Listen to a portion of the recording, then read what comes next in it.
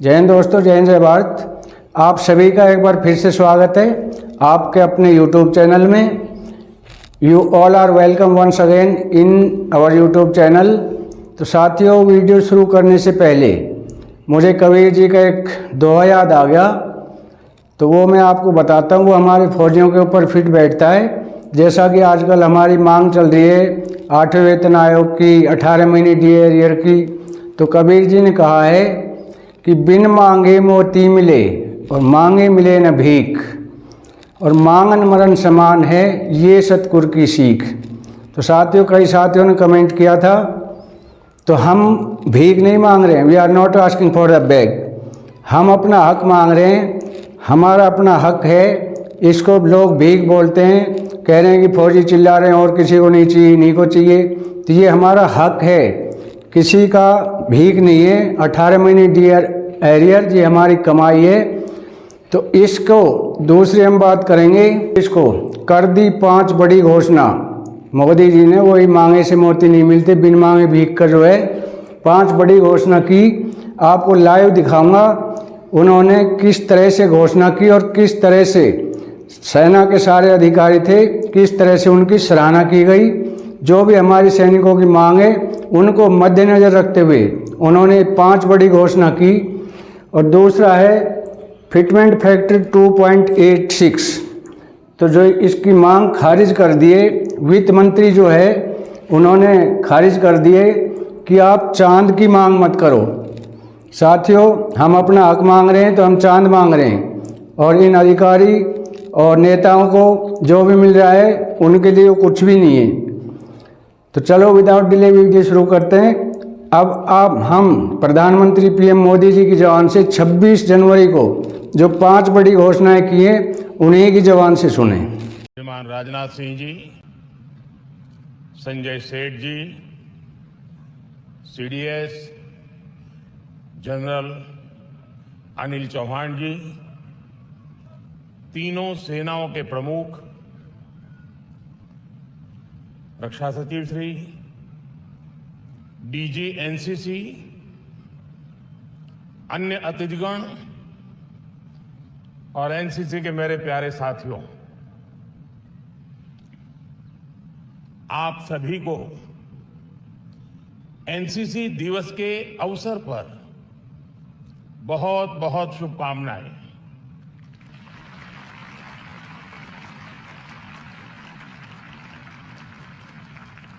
आज यहां हमारे बीच 18 मित्र देशों के भी करीब 150 कैडेट भी मौजूद है। मैं इन सभी कैडेट्स का भी स्वागत करता हूं।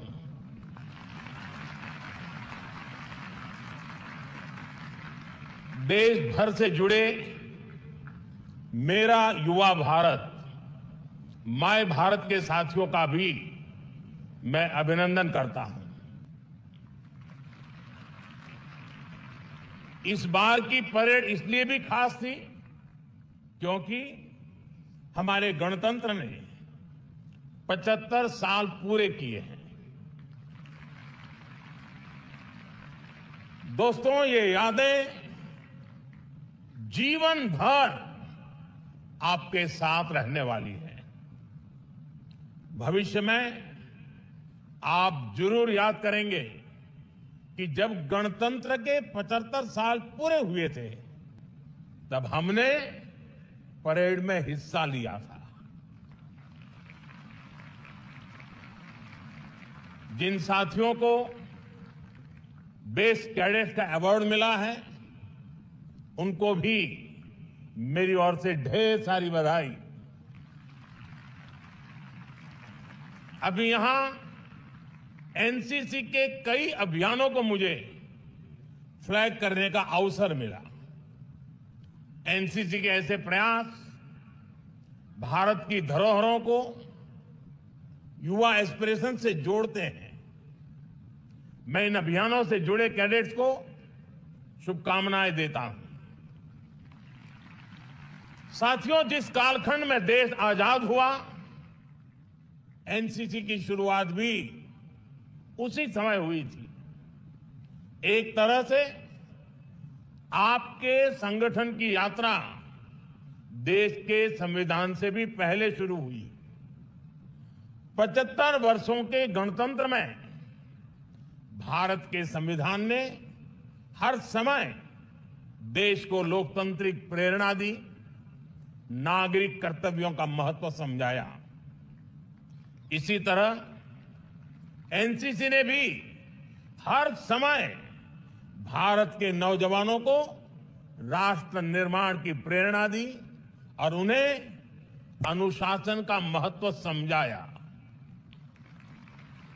मुझे संतोष है कि बीते सालों में एनसीसी के दायरे और दायित्व दोनों को बढ़ाने के लिए सरकार ने बहुत काम किया है।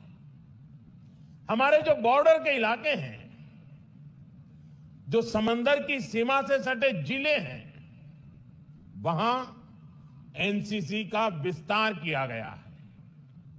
आज देश के 170 से ज्यादा बॉर्डर तालुका और करीब करीब 100 कोस्टल तालुका में एनसीसी पहुंच चुकी है। आज दुनिया इस बात को मान रही है। हाल में एक रिपोर्ट समाचार पत्रों में छपी है। इसमें जो बताया गया है वो बहुत ही अहम है। भारत में बीते दशक में युवाओं ने 1.5 लाख स्टार्टअप और 100 से ज्यादा यूनिकॉर्न्स बनाए हैं। आज दुनिया की 200 से ज्यादा बड़ी कंपनियों को भारतीय मूल के लोग लीड कर रहे हैं।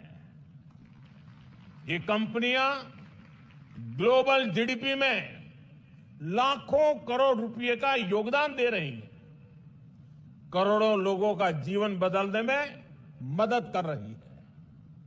भारतीय वैज्ञानिक, भारतीय रिसर्चर्स, भारत के टीचर्स भी दुनिया की प्रगति को गति दे रहे हैं। यानी कोई भी सेक्टर हो, भारत की युवा शक्ति, भारत के टैलेंट के बिना दुनिया के भविष्य की कल्पना भी मुश्किल है।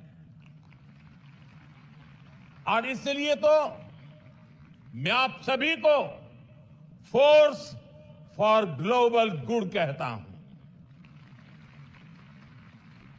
साथियों, कोई भी व्यक्ति हो या देश, उसका सामर्थ्य तब बढ़ता है जब वो अनावश्यक बाधाओं से पार पा लेता है। मुझे संतोष है कि भारत में युवाओं के सामने अनेक बाधाओं को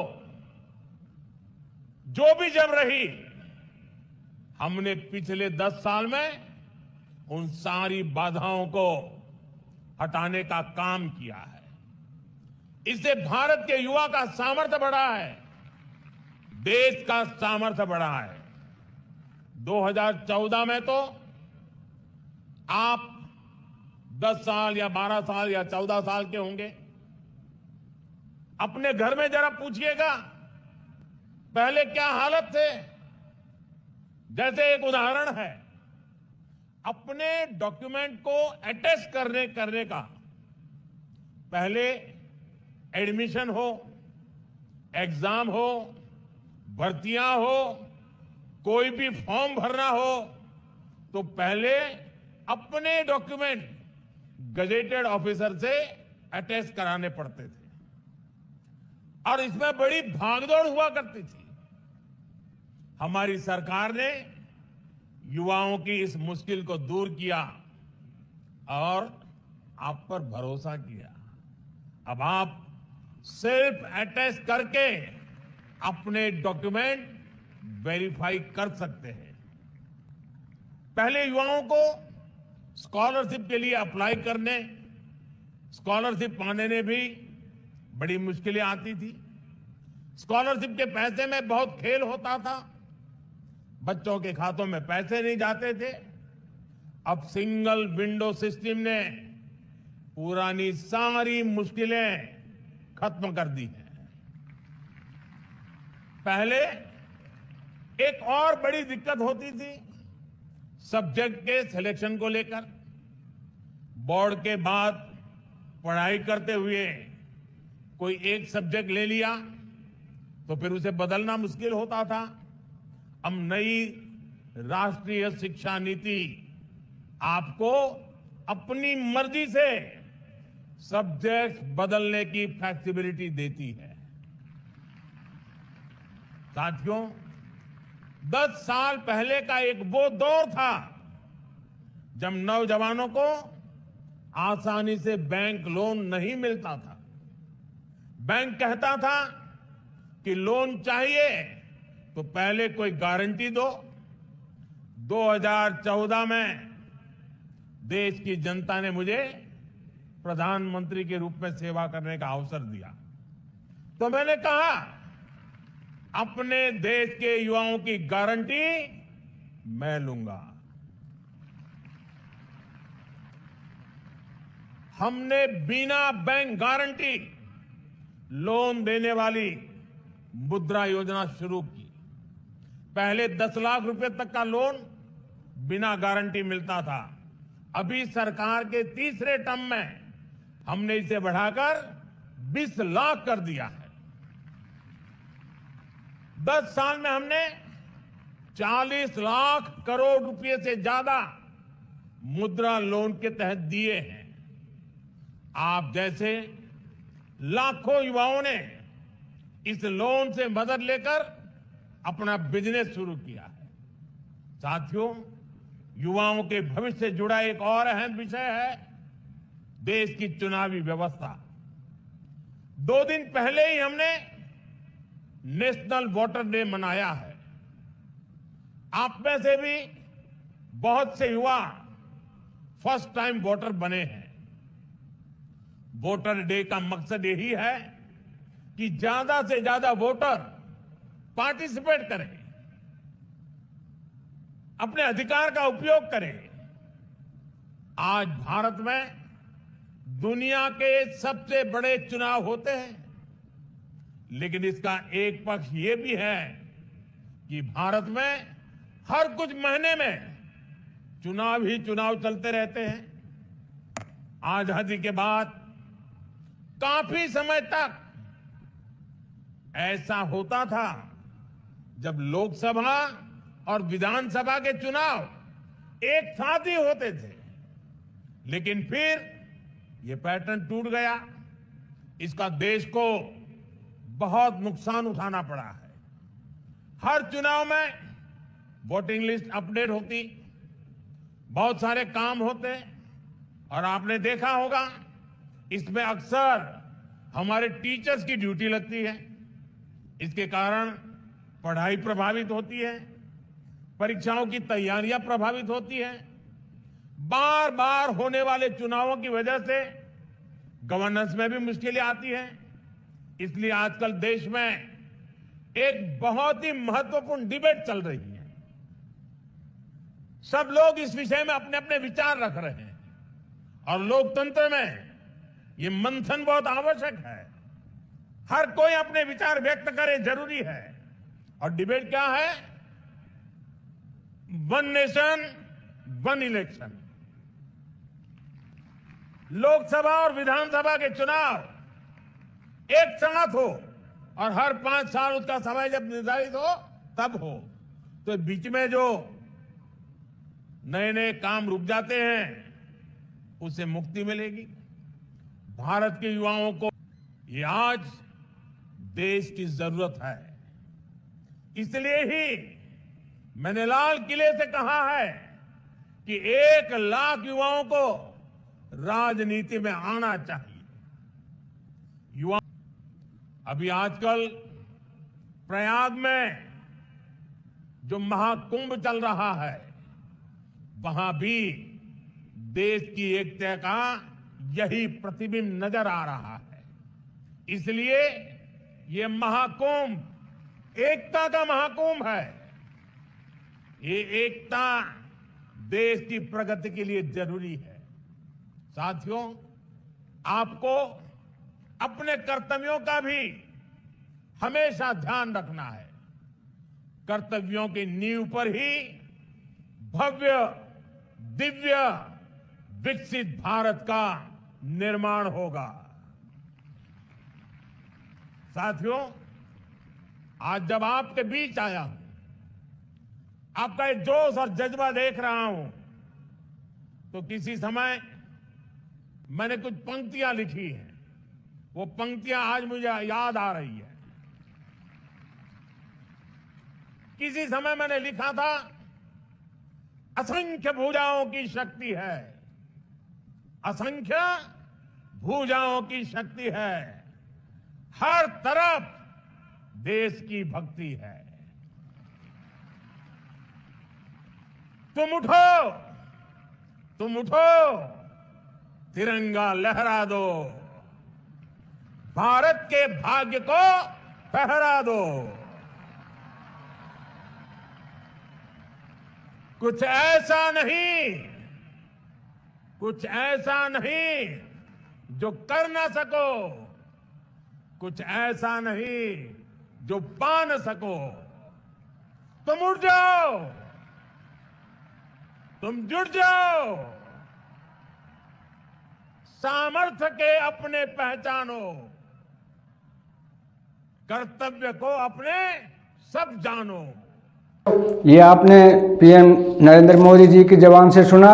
उन्होंने किस तरह से हमारे सैनिकों का हौसला अफजाई किया, किस तरह से उन्हें आश्वासन दिया कि 8वें वेतन आयोग में आपकी जो भी मांगे, आपकी जो भी अपेक्षाएं, उनको अनदेखा नहीं किया जाएगा और सैनिकों पर विशेष ध्यान दिया जाएगा, क्योंकि सेना देश की रीढ़ की हड्डी होती है। इसलिए सैनिकों की कोई भी मांगे उनको नज़रअंदाज नहीं किया जाएगा और 8वें वेतन आयोग में इसका विशेष ध्यान रखा जाएगा। तो अगला है कि हमारी जो 2.86 जो फिटमेंट फैक्टर है, उसकी मांग को सुभाष चंद्र गर्ग हैं, उन्होंने क्या कहा, उन्होंने इसको चांद की मांग बताया। उनकी भी ये लेटर दिखा रहा हूँ, मैं पढ़ के भी सुना रहा हूँ, ध्यान से सुने। तो ये राजस्थान कैडर के IAS अधिकारी हैं और भारत के पूर्व वित्त सचिव सुभाष चंद्र गर्ग ने एक न्यूज़ एक्सक्लूसिव इंटरव्यू में बताया कि सरकार 8वें वेतन आयोग के तहत 1.92 से लेकर 2.28 ज़्यादा से ज़्यादा तक के फिटमेंट फैक्टर की मंजूरी दे सकती है। उन्होंने कहा कि NCJCM चांद की मांग कर रहा है, यानी कि 2.86 इन्हें बहुत ज़्यादा लग रहा है। उन्होंने कहा कि चांद की मांग कर रहे हैं, ये बहुत ज़्यादा है, 2.86 बहुत ज़्यादा है, जो लागू करना न केवल असंभव है बल्कि पूर्णतया गलत है और सरकार इतना नहीं दे सकती। गर्ग ने कहा कि वेतन आयोग महंगाई भत्ते, मूल वेतन और फिटमेंट फैक्टर पर जनवरी 2026 तक विचार करेगा और फिर तय करेगा कि कितना फिटमेंट फैक्टर होगा, कितना महंगाई भत्ता होगा और कितनी ग्रेजुएटी होगी। 8वें वेतन आयोग में उन्होंने ये भी बताया कि 2 DA की किस्त अभी और आनी है और मिलनी है। पहली है जनवरी 2025 की और दूसरी जुलाई 2025 की। उसके बाद जनवरी 2026 में वेतन आयोग लागू हो जाएगा। तो उन दोनों DA की किस्त को भी ध्यान में रखते हुए वेतन आयोग जनवरी 2026 से पहले अपनी सिफारिशें पेश कर देगा। तो साथियों, ये थी हमारी आज की जानकारी अच्छी लगी हो तो लाइक, शेयर और सब्सक्राइब अवश्य करें। Thank you for watching.